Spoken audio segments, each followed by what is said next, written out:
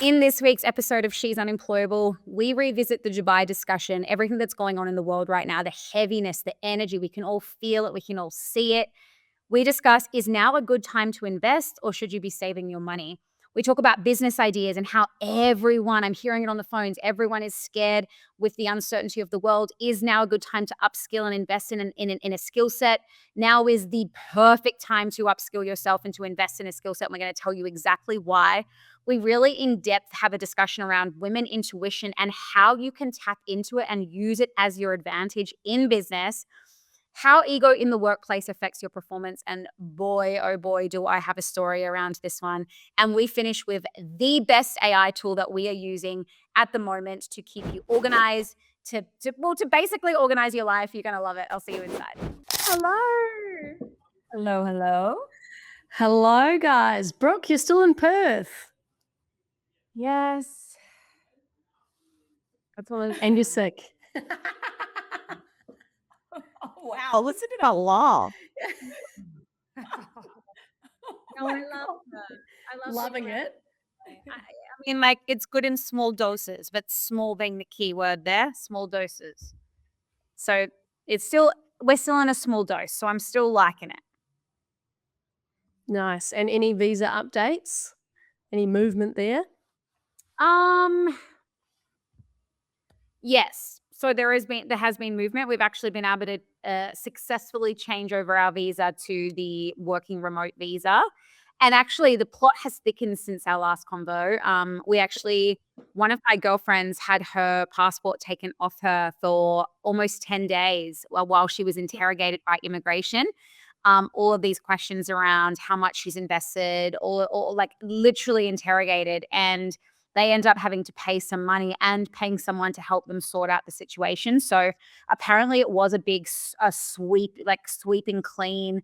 A lot of people who were put incorrectly on Investigatas. So I'm fingers crossed now this means that we are legitimately set up, but it means that Scott has to get to Dubai as well in the next couple of weeks. So it's very touch and go at the moment as to um when to fly. And actually that leads me into the first thing that I wanted to talk to you about, you guys, because I don't know if either of you have um front-facing conversations with clients or potential customers, but we do every single day. So we see trends and patterns that's happening in the economy, and just everyone sort of speaks the same language basically.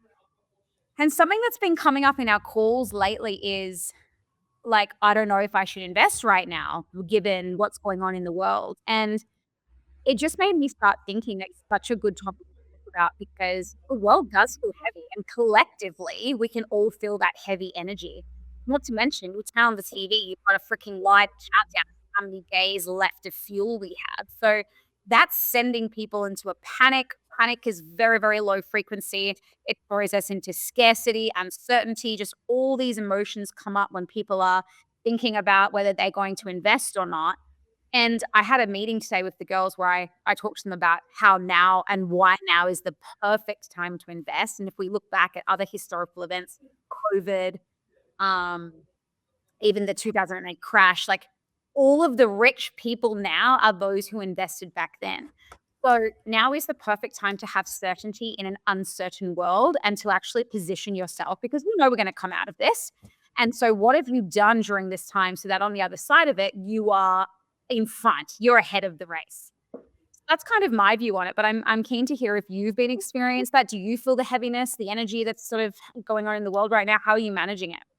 I think it's such an important topic because, it is such a scary time. And again, we are looking at things online that are crazy and we just don't know what is real and what isn't. But I am a big believer in investing in countercyclical markets. And it has been a strategy that we've sort of used in our property journey. Now, it is often the time that it's the scariest to invest and it's the scariest to take that leap. But definitely, this is where you can see the biggest rewards. And you only have to look back at history to see that time and time and time again. But it's in these moments to try and get that confidence to actually take that step, to put that money down when we are in uncertain times, is it takes some big balls, I'm going to say. And But yeah, in my journey, we've always focused on counter-cyclical markets. Hence Mhm. why we are just now investing in Bitcoin. Obviously, it has halved at the moment from where it was in October. So, yeah, I am a big believer in investing in counter-cyclical markets. And obviously, in times like this, it does create that uncertainty, which Mm. is sentiment. And a lot of the market drivers across all assets is about sentiment. It's how are we feeling as a collective about the asset? And the more that we aren't feeling good, people are then leaving that asset quickly at the wrong time.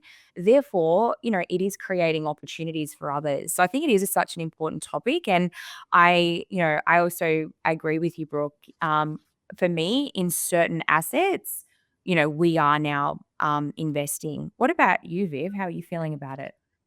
I'm trying to connect my keyboard, on the side to find this quote and who said it. I'm right, it was Warren Buffett, and it's the "Be careful when others are greedy and greed when others are fearful."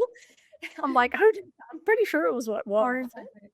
And I feel like before COVID was, I'd read a few investing books and you learn the theory, but COVID for me was probably the first time I'd seen one of those cycles play out where you had that real moments of uncertainty and those like, oh my God, what if the world looks different from from how it ever has before? And then you had that craziness in the property market, perfect example of when, others are greedy. And then we've come out the other side of that and, where that's landed.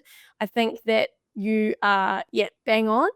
But what is most important, I think, is being able to have that that emergency account so that you can ride that stuff out because that can get scary if you've, say, got all your money in shares and things are going down. If you've got enough set off to the side so you know you'll be all good, then that's gonna keep your peace of mind in case, life happens and things pop up and you need to tend to things. That's when it Mm. can get a bit stressful. But otherwise, I feel like if you can zoom out, we've got time. Yeah. Yeah. Can you just say the quote again? Because there was a bit of lapping over, and I just think it's such an important one for people to hear. It's be fearful when others are greedy and greedy when others are fearful. So, for example, when everyone's buying houses, oh my God, I'm going to miss out. FOMO, FOMO, FOMO. Well, then, like I know the New Zealand property market, for example, all I hear from people is now people going, "Oh my God, we've like it's not even worth what we paid for it. In fact, it's gone backwards. Now we're just paying this mortgage and really getting themselves in a really tight spot." So you need to be able to ride out the ups and the downs. And then I think having lived through one of the cycles now and seeing it from the outside, it's like, okay, I don't like I'm also a believer that humans are very resourceful and solutions focused. Like even if the COVID happens, even if these different wars happen, we're not going to sit there and be like, oh well, I guess that's it then. Like we are wired to find solutions. So I think Mm. that if you can zoom out, there will always be a solution, and we'll continue forward.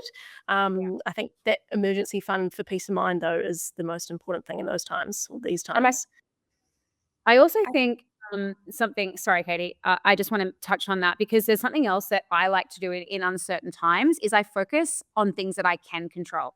I have absolutely no control in what's going on in the world right now. There's not one thing that I can do that is going to help control that situation. So the things that I can control is I can have an emergency fund and I can make sure that I feel comfortable and safe within my own sort of unit. The second thing that I can look to invest in is rather invest in things that I either are unsure of, I can learn about them, I can actually spend time acquiring a skill set, which means I'm actually investing in an asset, which it doesn't matter, war or no war, that asset's still going to hold value. So when it comes to something like learning a skill, whether that be property development, whether that be sales, whether that be starting your own business, whatever it is, that asset doesn't go away when the war stops. If anything, it actually just puts you further in front and it's something that you can control. You have ownership, you have autonomy. And this is what I sort of reframe the potential clients who come onto this call because it's like if you decide to do what 90% of the rest of the world are doing too, which is just sit tight and cross your fingers that everything's going to get resolved, you are doing the same thing as everybody else. It's like, why don't you take a risk, but a risk that's less risky in the whole scheme of things and just invest in something that can become an asset that you can control? And I really like that reframe. It feels empowering. I love that. And I think just double clicking on that, like what is in your control? And I think this is why am so passionate about property as an asset class because you have a lot more in your control. And focusing on manufactured growth, we can see that, hey, this property needs a cosmetic reno. Let's do the cosmetic reno. That's in our control, therefore getting the uplift. And so I think that's why I love property as an asset class because you do have a lot more factors in your control, especially if you are doing the manufactured play. But with something, like Bitcoin, everything, I feel like everything is out of my control. And I don't like that feeling, I'll be honest. So, so, I think that is probably suited to my personality and why I like manufactured growth plays Mhm. for Yeah, sure. but it also goes to say you should only invest what you're willing to lose, right? You should only, especially into something like Bitcoin, it's like you would absolutely not want to grab your life savings and dump it in Bitcoin right now. Like that would be a very risky play that might pay off, but it also might not. And I don't want to go to sleep every night just worried that I'm going to lose half of my life savings in a click of the fingers. Like I'm not releasing that much control. So I think like in times of uncertainty and high anxious environments where like the world does feel heavy. Like I don't know if you've been down to the petrol station, but like we've got people filling up jerry cans and just like starting to, in the shopping centers, there's aisles that are starting to look quite empty and trolleys that are starting to look quite full. So the scarcity spreads and it spreads very, very, very quickly. So it's like, all right, recenter, refocus. What is within your control that you can do to ensure that you're like not allowing yourself to fall into that scarcity and anxiety. It's not a good place to be. And I was actually reminded, God knows what podcast I was listening to the other day. I was reminded that we can talk about investments and that's all well and good, but actually your biggest asset is your ability to earn. So, like you're saying, Brooke, if you can double down on your knowledge, even if it's not paying dividends right now, the more you can build on your income and increase your income, then the more money you're going to be able to have to deploy into other different things. It's like, of course, compound interest will take care of itself over time, but the here and now is how can you increase your income?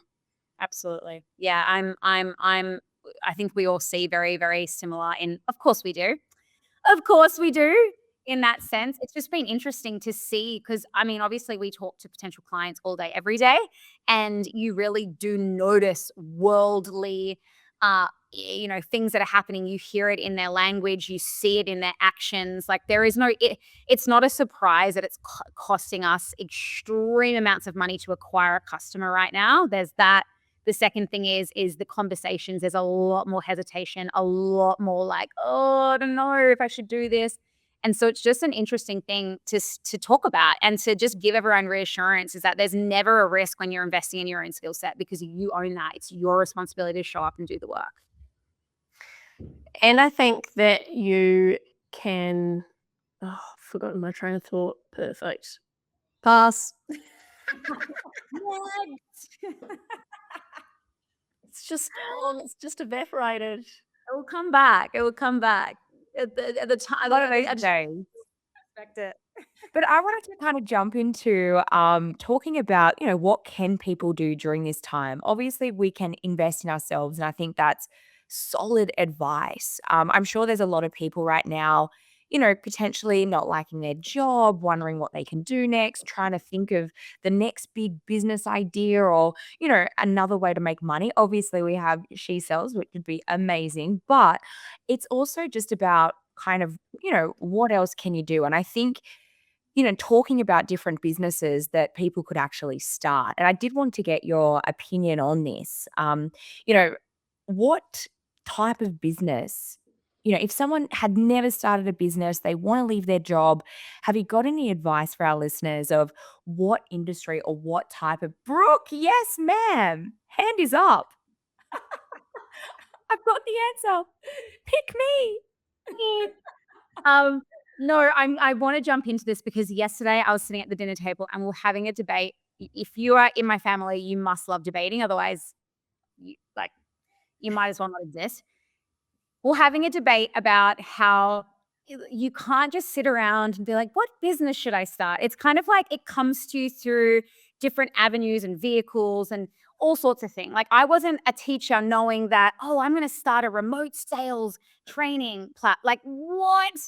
It just doesn't happen that way. It's like one door opens, the next door opens, the next door opens, the next door. That's kind of how I see it. So the best thing you can do if you are more entrepreneurial minded and you know that you want to start a business, but you have no idea what your expertise might be, what your business could actually look like, you need to find an interim period, like an interim thing that you can do, which is more intrapreneurial, which will open doors, open your eyes to the possibility, and then that's going to get the flowing of ideas. So for me, not only is remote sales one of the most transferable skills in the whole freaking world, but it is that interim vehicle, right? It's like you're not going to be a remote sales professional for the rest of your life.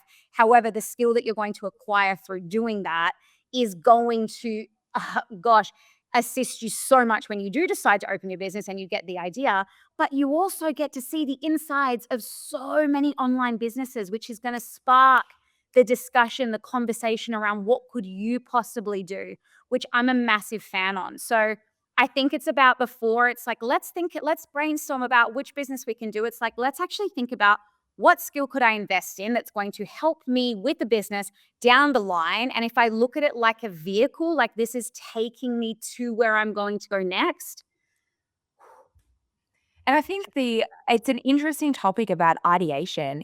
How do we come up with these ideas of business? And I think it could be a nice journey to maybe talk about, how did you actually come up with that idea? I've had so many different experiences of how I've actually come up with the ideas of my business. But probably the last business, Kind Homes, it was really looking at the need. Obviously Australia's in a housing crisis, and I think business is all about solving problems.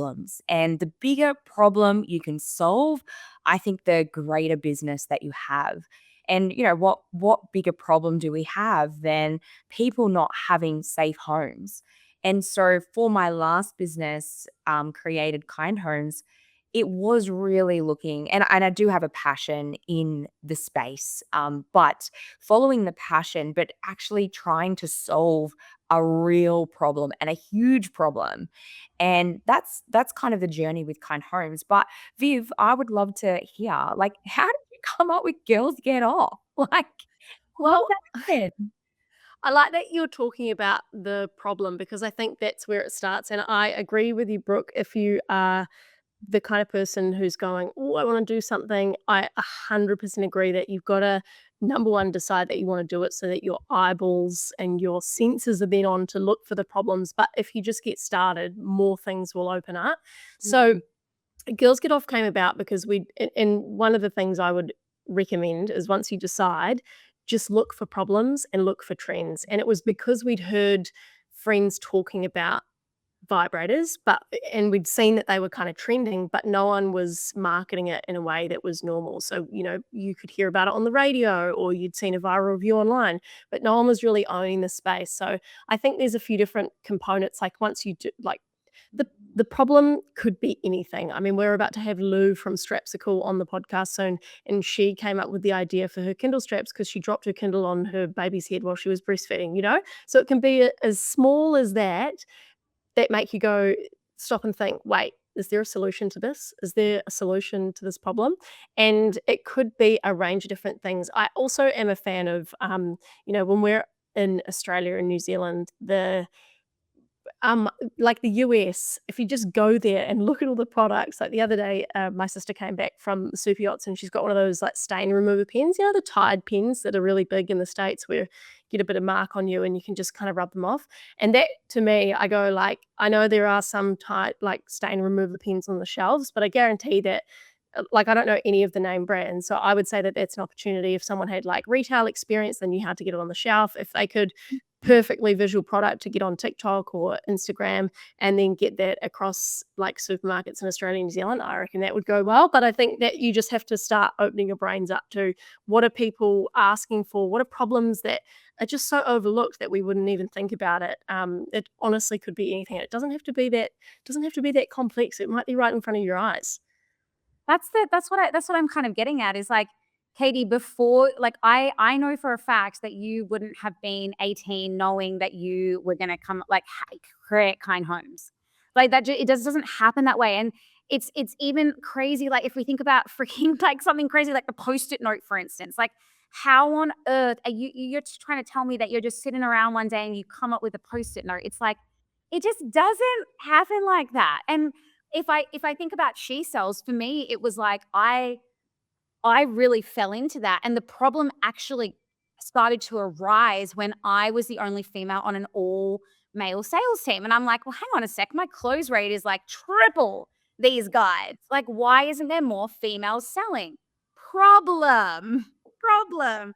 But that wouldn't have come to me unless I was doing the thing myself to actually uncover that problem. So, I mean, that was before AI and all the things, so I'm sure now you can just jump onto AI and be like, "Hey, what are some problems that I could potentially solve?" Like, but There's a thing called that I can't remember the book name. I reckon we need, like, it could be a drinking game, how many times I say that. But there's the book that talks about the lean canvas. Is it the start? Oh, fuck, I'm not even gonna try. Anyway, it's like you can have the problem, you can have the problem and your solution, but you need to then understand what is gonna be your go-to-market strategy. How are you gonna get it in front of people? Because then that's the other part. If you don't have any kind of, you're obviously going to have to throw stuff at the wall and see what sticks. But if you're about to say that you are, okay, I've got this cool new, like clothing business, for example, great. But how are you going to go to market? That's going to be very expensive compared to everyone else. Yes, unless you've got a different strategy that's going to make you really stand out from the crowd, then great. If you've got a brand new invention and there is no one competing for the, marketing, great, go for it. You can probably do what you want. But there's just a few other pieces of the puzzle that need to fit together as well, which, like, is good for stretching your idea out a bit.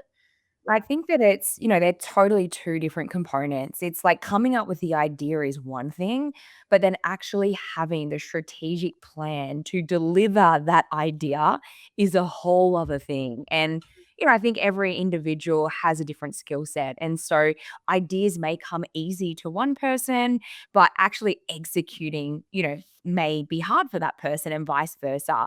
But I don't want to underestimate the woman's intuition because I do think that this is an advantage for us in business because I do believe that we have more intuitive thoughts and feelings. And so, for any women listening, if you do sort of get that little intuition as, maybe a little bit woo woo, take some action around that because some of my ideas have come from an intuitive feeling. And then following that intuitive feeling is creating that minimum viable product. So it's like, what is the smallest thing that I can do to test that product or to test that idea to actually make sure I'm onto something here? So I'm a big believer instead of setting everything up, making everything look perfect, like your website, your logo, and all of that. It is like, let's just, take some action and actually get our minimum viable product and package it up as cheaply as we possibly can. Let's get it to the market and actually see if anyone's interested in this crazy idea that I've had. And I've done that with all of the businesses that I've been involved in. And at least then getting some, yes, I can feel that there's interest out there. Now let's work towards that strategic plan. What are some of the ways that you've tested it? I'm so curious. What are some of the examples? Yeah, so I guess it's just for me, it was like contacting the potential clients of that product or service that you're doing, being like, hey, this is what we're doing. Would you be interested in this? And I think that going out and getting a small beta of potential clients and either surveying them or asking them if they're interested in what you actually are offering and, if you're getting everyone say yes and they are your potential clients, it's then asking the question, would you pay money for this? And if so, how much? Because once you've got the interested clients and they've agreed saying, yeah, I would actually put my credit card down for this, you know that your idea is worthwhile pursuing. Mm. Sorry, Brooke. Where I think I was just gonna say where I think women's intuition can be really powerful is when you do fail, because I knew she cells had legs. I knew it. I mean, I had not only been doing some sales training with the women that I was working with at the time, but I'd sort of I helped some people get into the space, and I was like, I know this has legs. But we went to the market with the completely wrong funnel. We were using the Mifke funnel, which is most incredible free gift ever. And our most incredible free gift ever was coming in for free, a free 2-week trial at the front end. And then it kicked into a monthly low subscription, $150 per month. And it absolutely tanked. Now, to me, that was a crossroad point because I was like, over this side was remote sales, which I'd been doing successfully for the last 4 years, 3, 4 years. And I was making 20, 25, sometimes $30,000 a month. That felt safe. That felt comfortable. And over this side, I had this incredible idea that I know could unlock so much more potential in terms of my financial freedom, et cetera, et cetera. But it went to market and it completely fucking flopped. Like, I mean, flopped. And we threw money at it, and we were, for a good 6 months, we ran with that funnel. Even the first time I came on Unemployables, we were running that funnel. I got to 100 members, most, although in saying that, hardly any of them were paying. They were in that 2-week trial period. But what we found is we were attracting freebie seekers. And if you know anything about remote sales, freebie seekers are not the type of people who make 20, 30 and beyond $1,000 per month. So this is where women, you really have to just be okay with failing and know that it's just you failing forward. So if I had decided to just be like, okay, took that to market, didn't work, bye-bye, and just go back to remote sales, I wouldn't be where I am today. So I think like you also have to know when to keep going and versus when to just stop and realize, okay, cool, I need to innovate or I need to reposition myself or look at this. It's never usually the idea itself, it's how it's being positioned or what you're actually using people to get in. So for us, that was absolutely not the right play. As soon as we switched to like a high ticket model where we were actually booking a call, and then selling a higher price on the front end, we started attracting our ideal clients, and now we're here. So And so what made you make the switch? Like it just wasn't working. So it's like, what else can we try? But jumping from a $150 subscription up to a $5,000 membership, whoa, how did that sort of happen? So my 2 business partners had come from the book a call funnel. That was their bread and butter. And for whatever reason, we got swept away in the ClickFunnels, like Nifty funnel, like makes so much money from charging like so little. And it just wasn't the right, funnel. Like going to market with that just wasn't it. I was a nobody. So like I was kind of asking, we're going to a cold audience, being like, pay $150 a month. They'd never seen me. They had never heard of remote sales. They wouldn't pay $1 to do that. They seriously wouldn't. So it's like the only way that we could give ourselves the best opportunity is to book a call, nurture that lead up to the time they had the call, and then in the call, take them through a sales process, which is like, who are you? Who do you want to be? Are we the gap? Amazing. Here's a solution. It's 5K. And like, And how quickly did you see it start working, Brooke, when you made the instantly. change? What? Yeah. Well, Also, Brooke, question, given that you would technically be the target audience, had you previously paid like a similar amount to do sales training, or you're just you're just born communicator? Yeah, nice. Like honestly, I have just done, so the way that I look at my training is kind of like Bring It On, where you know how they realize they're getting copied, and then they're like, Yeah. oh my god, I don't know like how to create something better than this, and then they start learning all these different modalities. I kind of look at myself the same. I come from such a diverse background in that, like, I had had a teaching degree. I'd done acting classes my entire life. I had done NLP training. I'd had one-on-one mentorship that I just fell into because I took over the gym from like one of the top sales trainers there. So I just had a little bit of everything, and I kind of developed my own methodology through selling high ticket programs to women. And I was kind of like, this works. Like it works time and time again. I've got data here to show that it works. And then that kind of just became its own thing.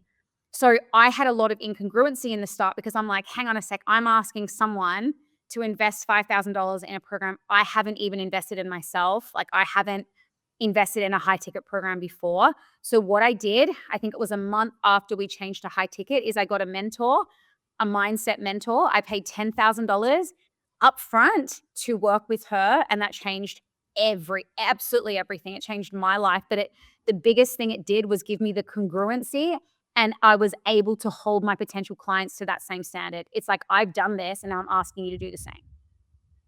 Yeah. And it sounds like when you were trialing that funnel, again, I'm gonna anyone who's planning the business to go back to the lean canvas, the target customer is wrong. Like you say, you're getting people that wanted freebies, but you actually needed, like, for that person who was gonna be good at sales, that doesn't fit into the puzzle, that's, like, broken. So that's fascinating. You have to really learn to read the data as well, because some people could look at that data and be like, this ad is crushing. I mean, to acquire a lead, I think we're paying $20 or $30. So when you looked at it like that, we were actually hoping to, we were sort of at a loss in the beginning because we were putting capital to ad, and then we weren't getting paid until that first month. Now, the issue that we're running into, if you were just looking at one metric of that data, say you're a marketing agency, you can be like, yeah, we're getting you really cheap leads. Like, you're getting, hundreds of leads per day, and you're actually getting, but 40% of them actually go into your free trial. Like, that's a win. However, how many of that 40% are actually converting to paid clients? Almost zero. Almost zero. So you have to look at the whole picture, and you have to learn to read what the data is telling you. The data was straight there, black and white in our face. This is absolutely not the right funnel for what we were trying to do.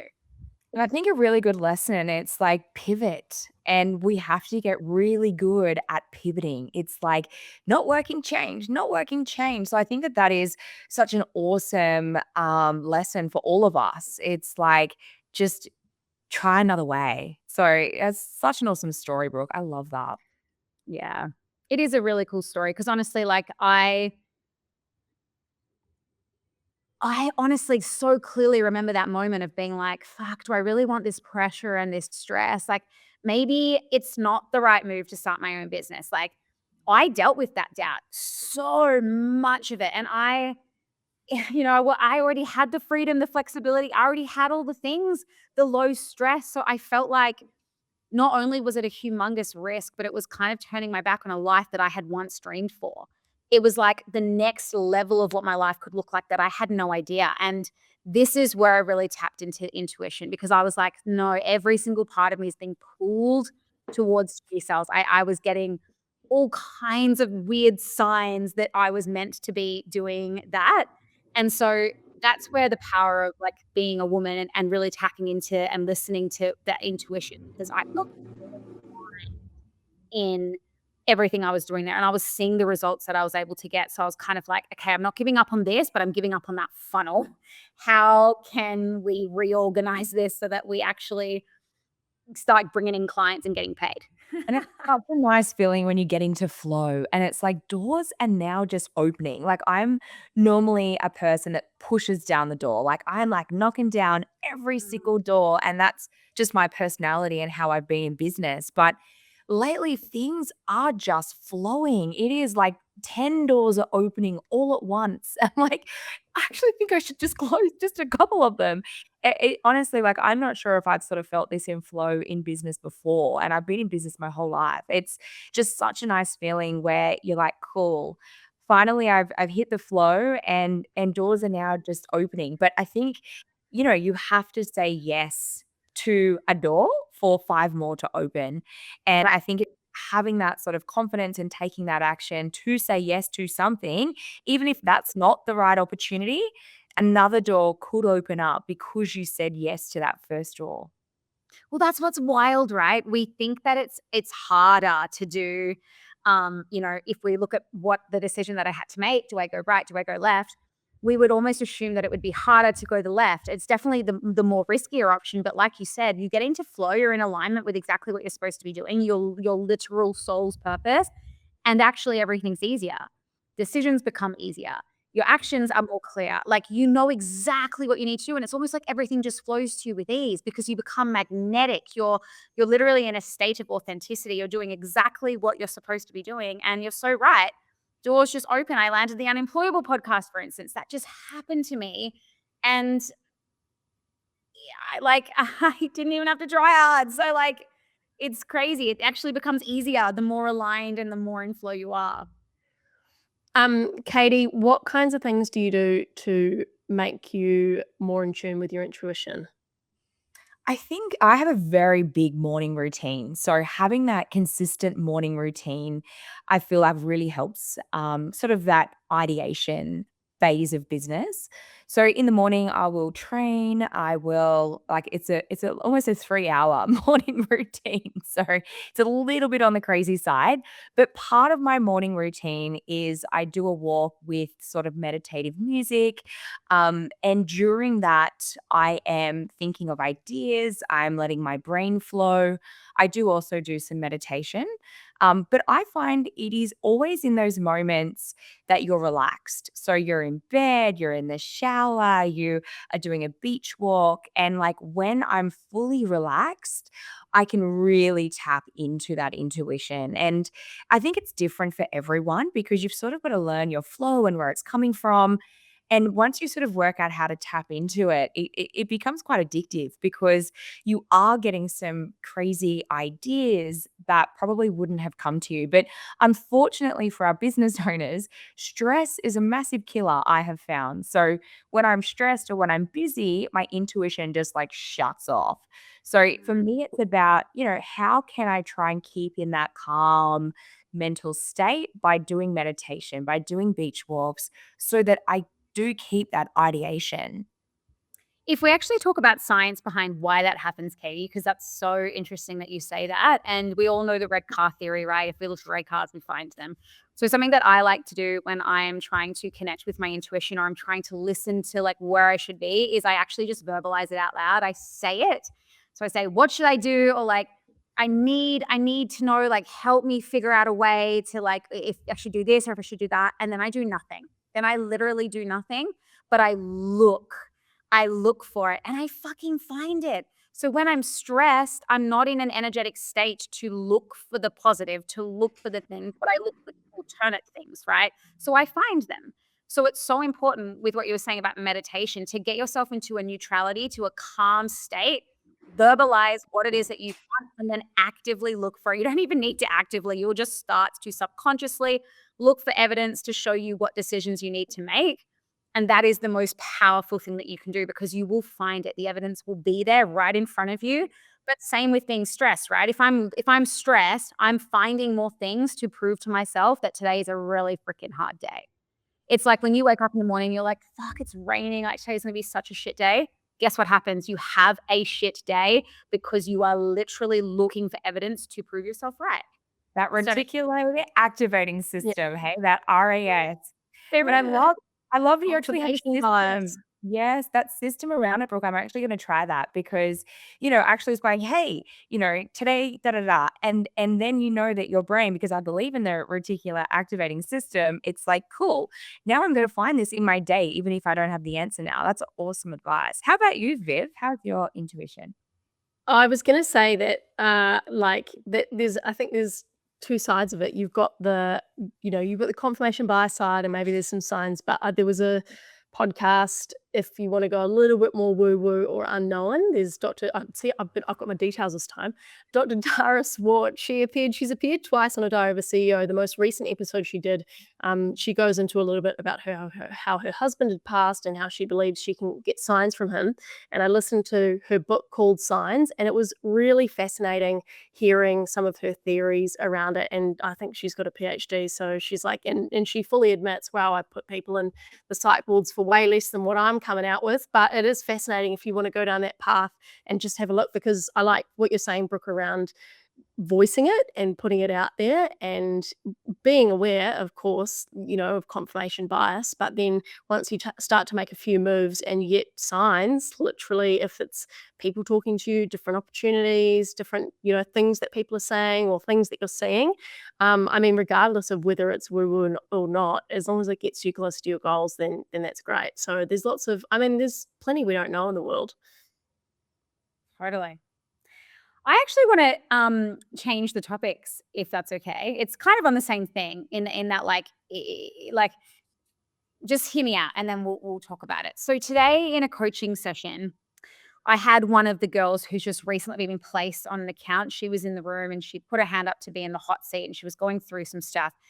And I could just feel that she was stressed. She was kind of like, yeah, but I do that, but then I get told this and then I get told that. And I was kind of like, we just kept pulling back layers and layers and layers. And anyway, she ended up like having a moment where she cried and she was like, I just feel like I've lost my spark since leaving She Sells. And it's because she is being managed by a 25-year-old male.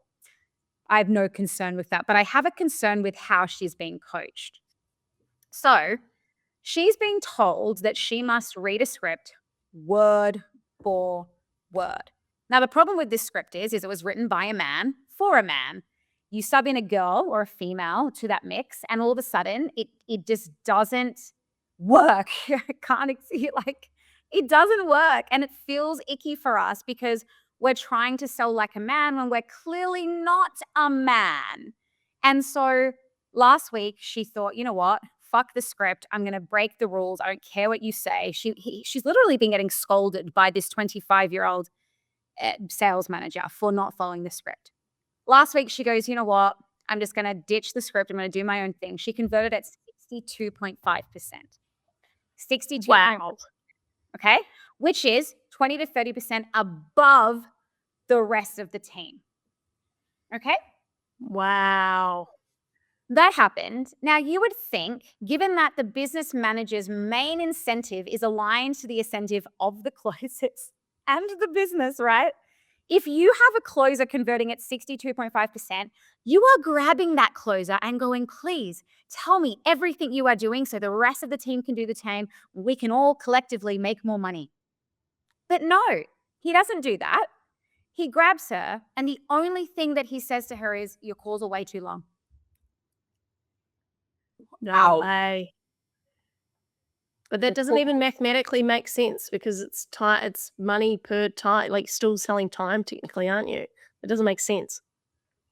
I mean, this is what I want to talk about, right? Because this is your flare of ego. Now, Like, unless it's like an hour longer, like it doesn't make sense. She's what? It is- Yeah. Anyway, keep going. It is ego. Yes. it's ego, and the problem is like a good leader would recognize talent, foster the talent, and roll it out with the rest of the team. It's going to make that person look even better, right? But instead, his 25-year-old little ego, and I apologize, but like this actually makes me so mad. His 25-year-old ego goes, oh shit, she's converting higher than I am. I actually don't know what she's doing. So the only thing he can revert to is, you need to follow the script. You're doing this wrong. So he's actually trying to shrink her to fit a mold that she doesn't fit as a way to protect his freaking ego.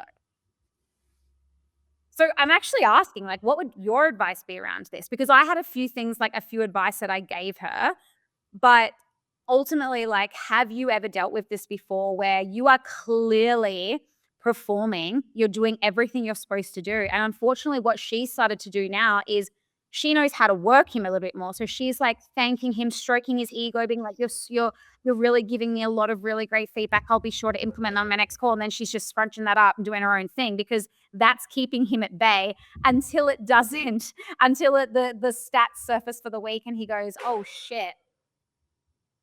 So, like, what would your advice be? I mean, I like numbers in that situation because it's so black and white. I'd talk to ChatGPT and say, well, if I do this many sales, compare the time versus the closing rate and how much money, and say, hey, don't you think that this makes sense? Therefore, it's all good or not. If not, then bad, wrong fit, next business. I'll go somewhere else. That's what I would be saying. Yeah, give them a chance, and then if not, that's only gonna end up bad for that like company, and they'll figure it out. But that's, I mean, I guess you could probably. I'm not going to go off topic, but I guess that's probably experienced by people in different businesses, not necessarily always in sales, but maybe in different roles where the manager doesn't want to look like someone's outperforming, or the manager stunts the, growth of the team or the person because they want to micromanage a little bit, or don't give people that, like, don't empower people to just get the results, instead just, getting them onto a script, which people don't then like their jobs, like the girl. What about you, Katie?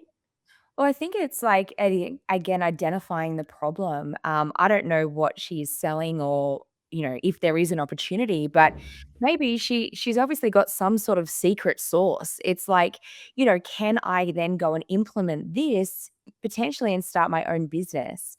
Taking what she can learn from the environment that she's in.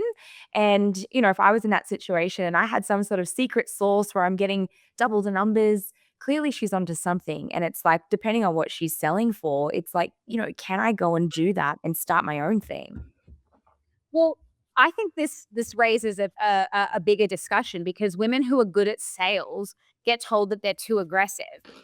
It's the double standards of assertiveness that is actually killing me here. So she's clearly doing something that the others are not, that's making her convert 30% higher than the rest of the team, yet she's still doing it wrong. So, like, I But they're not measuring the right thing. Like, he's obviously inexperienced. She's doing it right. Like, if the outcome is you want to sell stuff, then at a higher rate, I mean, she's doing it right. It's in his eyes that he's the wrong part. But do you see how that's shrinking her? Because now she's not this week she won't convert at that because now she's battling like I'm doing it wrong. I'm too loud. I'm too assertive. I'm too this. I'm too that. But actually, all along, her being her was enough. In fact, it was more than enough. It was all in the data. So my advice to her was actually go higher than him. Literally go higher than him. Don't be emotional because we get coined all the time with women are too emotional. Use the data. Without data, it's just drama. Don't go to someone higher and say you have an issue with him. Go to someone higher with the data and frame it by saying, hey, I just wanted to reach out and introduce myself first and foremost. And I actually just wanted to get your advice because I'm converting at 62.5%. The rest of the team are at 30%. And there's things that I'm doing and implementing outside of the script that I think are working really well and could actually drive an additional XYZ revenue for this business. I really want to learn the best way to communicate with XYZ manager. And I know that you probably have more to do with him than I do. So I'm just reaching out for any tips or advice on the best way to do this. Now, that's going to achieve two things. First thing it's going to achieve is she's not being emotional. She's used the data and she's made herself an asset, which has leverage, baby. Let me tell you, if you're converting at 62.5%, you have leverage. You need to go above that 25-year-old sales manager and frame it that way so that A, you're recognized. There is no way the business owner would be like, get rid of her. Then I'll look at her numbers and be like, holy shit, you're telling me if we implement what she's doing, I'm going to get a 30% increase across 6 other fucking closes? I'm listening. I am listening. Anyway, that was my advice to her. So I was like, I think it's like quite a Yeah, that's good advice. quite a big debate, really. It's like the males and the females in workplaces. I've had a little bit of a different experience. Obviously in the development world, mostly they're male. Less than 13% of females are actually developers. But I really do use this, I guess, a little to my advantage. Well, I found it to be advantageous. So I get underestimated and I love it. I think it's one of my superpowers. People have underestimated me for years. I don't know if it's if it's that I'm female.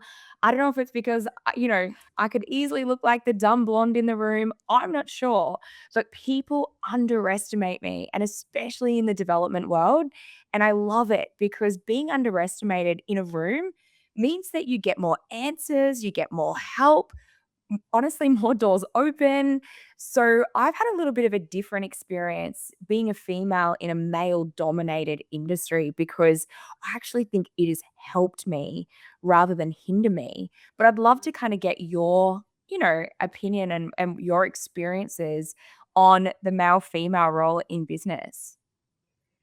for some reason, sales has so much ego attached to it. It really does. And it's really unfortunate because I will 100% put my hand up and say working in male dominated teams has absolutely hindered me. Absolutely hindered me. It's made me shrink. It's made me question myself. It's made me feel like I need to sell a certain way. And it's all because of ego. And it's really unfortunate. It really is. It's like everyone, they wear their clothes percentage like a badge of honor. And so if you're doing better than them, you must be cheating. You must be like flashing a booby or something on a call. Like you must be doing something like that because there is just no way. There is just absolutely no way that you could potentially just be better than them. Like And how fun is it to beat the boys sometimes? I am highly competitive, and I've come from a sporting background. And like, yeah, there's just that extra feeling. I compete with my husband all the time. He doesn't always love it, but I'm like, I'm gonna win. What about you, Viv? I mean, look, let's not forget I'm in e-commerce. I'm in a little cave all day. I think the if I'd have tried to start a sex toy brand 20 years ago, imagine that. That would have been an absolute shit fight. I'm lucky at the moment, good timing. I think that when it comes to guys in business, there's probably I mean, you don't know if people have been shoulder tapping each other, but behind doing deals with each other. Like we'll just never know that. I think there's been times when I was employed where definitely don't have the same, definitely underestimated, didn't get the same opportunity sometimes purely because like bit of a lads club and stuff. Even though the data would say I was just as good, if not better. And but at the end of the day, it's like it's back to it's like the bedroom thing. Society might be that way, but it's all it is like, okay, cool, and what? Then on we push. I think the part that you've mentioned about this friend of yours, Brooke, who's in the sales role, the part that I notice the most and the part that I have had to work on the most is actually around the confidence piece, and where you don't see maybe as many examples of seeing is believing, then that's where I see like friends of mine or like your friend Brooke who's like questioning herself. And I don't know, let's talk about it next time. But oh my God, you need to watch the Netflix documentary, The Manosphere. Fucking hell. I watched that and I was like, the audacity. Next time I'm questioning myself, I'm going to have even just a slither of the audacity of some of these people on the show to just like, oh my God. Because we maybe haven't seen the examples in our lives, maybe we aren't sure. I think it comes back to seeing stuff. Then I think that leads to people, and myself included, not being 100% sure of ourselves, even though we know that we can do it or that we're capable. And then that, what is it called? Presents in, oh, I don't know if that's for me. Oh, actually, can I ask for that or not? And that's what then lets you down, not so much the, you know, gender war. I have absolutely nothing wrong. Like, I love working with men. I think it creates a beautiful synchronicity. And in fact, we need more masculine energy in sales conversations. Not that masculine energy belongs to men, but a lot of the time, part of the masculine energy is the ego flare ups, right? So, I mean, I've seen male business owners tell their closers, like, stop listening to advice from Brooke. Like, stop doing that. Like, follow my script. My script works. Like literally. And so when my girls would try to give me feedback and stick up for themselves, it just gets shut down and met with like, I know better. I know better. And I'm like, how is that ego serving you? Because like, I'm literally telling you that I can bring you in so much more money. And because of your ego flaring up, you're literally just turning your back to that. It's like, just who fucking cares? Like, actually, who cares? If I'm making your script 10 times better and it's going to bring you in an additional 10 extra clients per week, who cares? Like, wouldn't you Well, I rather? think that's probably something to be said for in the way that we maybe don't feel always confident or assured of ourselves because, oh, I don't really know what this looks or feels like. That does go the other way, where a guy somehow feels like, oh my God, feminism. I'm like, that doesn't actually take anything away from you. All that is saying like, yeah, give the girl a job, not based on her gender, It's like that subconsciously probably does make maybe the 25-year-old guy, regardless of gender, but maybe it's like, oh, how's she doing this like so differently, or what does that mean if I can't do that. she outperforms me, or Yeah. yeah. So there's probably some underlying questioning happening there too. This is the feedback that they give. They constantly say things like, you're being too emotional, you're not leading with authority. And it's like, we don't need to do that to make a sale. Like, this is where I have a real issue. And I guess part of why She Sells exists as well is because I'm teaching women to sell like a woman. You don't need to be a superior fucking asshole all the time in sales. You don't need to bulldoze people. You don't need to always be perceived as the authority. You absolutely need to be respected, but you can be respected being deeply feminine as well as very masculine. So it's like, it's not just a one size fits all. Sales has never fit into that. So it's like, why don't we all just figure out what's the best way and methodology to sell this particular offer on this account? Who cares? Man, woman, dog, it doesn't matter. It's like, if it works, it works. Full stop, point, period, blank. Done. That's the end of the conversation. That's a good segue. Yeah. Stop, period, blank. Okay, I want to hear about your systems, Viv. Very smooth. I want to hear Oh, about your yes. systems. I am, do you know what? I would say I actually have to stop myself often from getting into the weeds too much, because I can very easily in business be literally doing something and go, oh, I think I could systemize this. And man, with AI now, it's like out of control. I always have to stop myself from going there being like, startup life is messy. It's all good. It's a new thing. You don't need to like work it out right now. And I think we got to a stage where, if I'm doing repetitive things, or, I'll take notes, or if, someone on our team is doing something, there's a video for it. However, I've always thought that that's not like, there's something missing. I don't know where to bridge the gap, because it should be, here's an example, like conversion rate on our website. So for how many people are landing on the site, then how many people are actually going through and purchasing, and what are all the things that might stop them from purchasing, or be obstacles to that. And unless it's almost like random at the moment in our business. Oh God, that looks like it's in the wrong place, or oh, that's not quite working. And then you're doing these minuscule things, which maybe they're a 1%er, but maybe they don't really matter, and they're not going to move the needle. So I guess what I'm saying is, like, there is some element of system in our business, but I know that it's messy, and I also know that it should be able to be simple. There's in needing to bridge that gap. And yesterday I was randomly listening to a YouTube video by Davey Fogarty, which I'll get Perry to log into the link into the show notes, and it was talking about this systemization, and it was so simple and easy. And I took the transcript of the podcast, I put it into ChatGPT. I said, give me all the action points.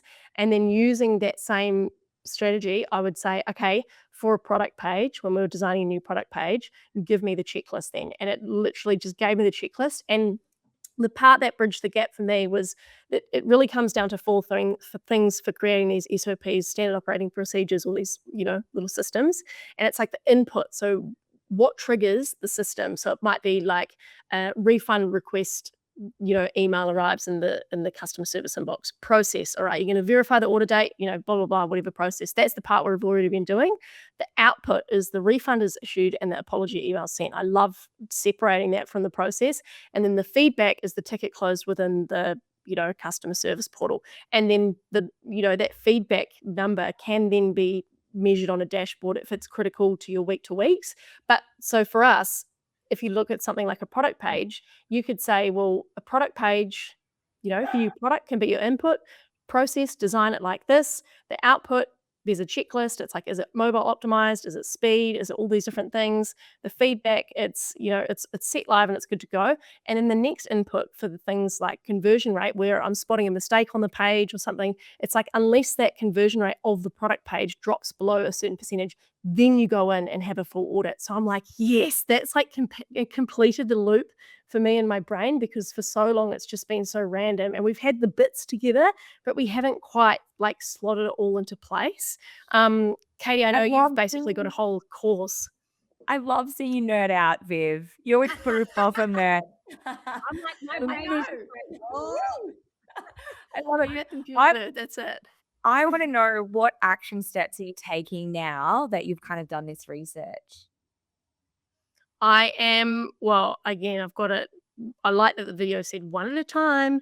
So I have just started with, as I'm doing my daily things, as I'm giving tasks, I'm categorizing what those tasks are. And just what I will do as well is record a loom of myself doing the tasks as I do them, transcribe that, put it into ChatGPT, and then it should be a pretty good foundation.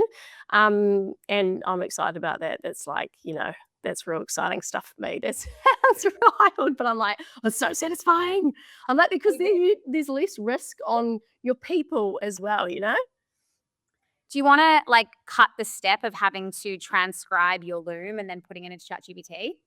Yes. Okay.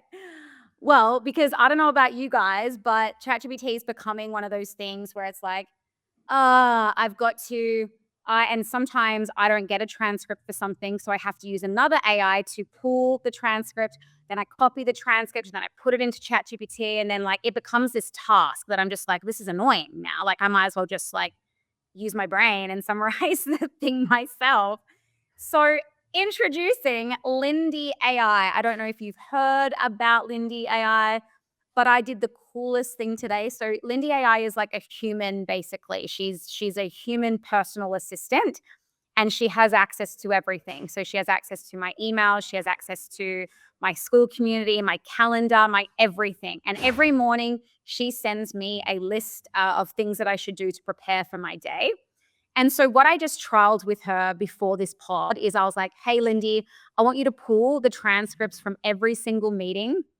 Here's my sick baby. Just in the podcast. I'll be 2 seconds, buddy, okay? Working from home. Real sick. Special guest. Welcoming. No, I forgot what I was going to say. Lindy. Lindy. Yeah, Lindy. So before this, I messaged her, and you can message on your phone. So she's on my phone. And I said, hey, Lindy, because she's in every single one of my meetings, just like a Fathom would be, except she actually is there and she will send me a recap straight after the meeting to my phone. And then I've even asked her from that, can you now put it into a post that goes directly to my Instagram? She would even post that for me if I connected her, but I'm a bit nervous. But what I'm saying is before this podcast, because every week when we do those notes, I literally dread it. I'm like, for fuck's sake, I've had a whole week of things that I could talk about, but no idea what to fucking talk about. So it's one of those things that I hate. It's a red task. So today I was like, Lindy, you've been in all of my meetings this week. I want you to, all of my Fathom transcripts put together. And then from what has happened this week, give me some topics that I can talk about on She's Unemployable. And it was just like bang, bang, bang, bang, bang. And I was like, oh, wow, that's right. That happened. Oh, yes. Such a good point to talk about. And it was just all done for me. All of my talking points from when did I talk about it? Why does that tie into She's Unemployable? It was just incredible. And in 30 seconds, done. Oh my God. Is she working across all your apps like Slack, or is she plugged into Google Hangouts? Yep. Oh my God, Lindy sounds like she's going to steal all my data and I don't even care. She can have it. I'm like, take my data. That is amazing. I was so impressed, Brooke. I seen your notes today and I'm like, oh my God, Brooke is on. Love it. Lindy, meanwhile. Lindy's on. I just read what Lindy writes. But one thing with Lindy is you got to put in strict parameters because she can go rogue. Of course she can. All right, sure. You can use her. She uses initiative, which I love, but I'm like, whoa. Too much initiative. So I put in like strict parameters with her. Like she's not allowed to talk to anybody on Slack whatsoever except me. So she's across everything. There's certain things that I won't give her access to, like my socials, just absolutely not. I'm too afraid that she will take my data. And I haven't given her in school.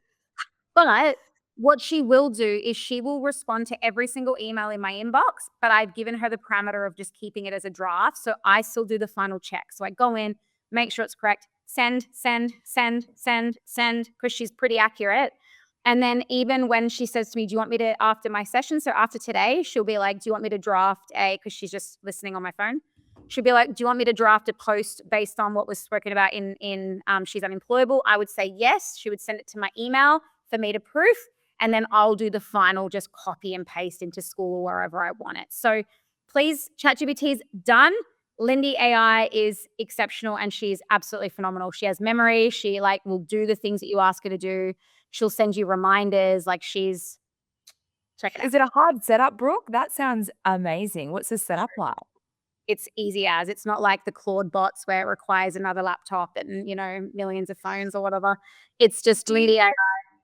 And do you have it on your, how you can change your torch to ChatGPT? Have you got her so you can just tap and talk Lindy, remind me about this? Because I'm forever opening up my notes being creating those never ending lists.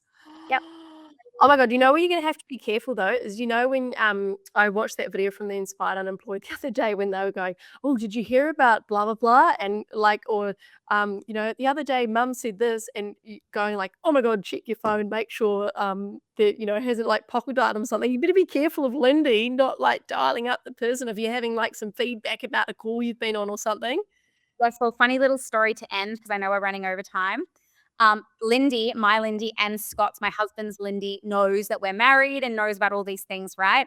So Scott had a meeting in his calendar with Natasha and Cassie. And Natasha, the Lindy was able to be like, yep, we know Natasha. She has a she sells with Brooke.com email. So like we can assume that Scott knows her. But Cassie was Cassie at, I won't say what her email is, but it said a thing. And the Lindy was like, hey, so don't know much about this Cassie lady.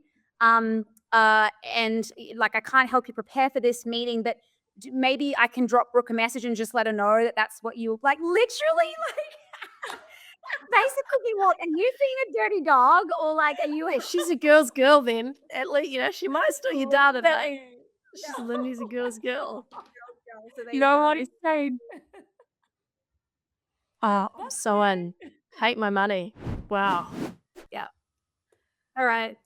Bye bye. Everyone get listening. Here we go.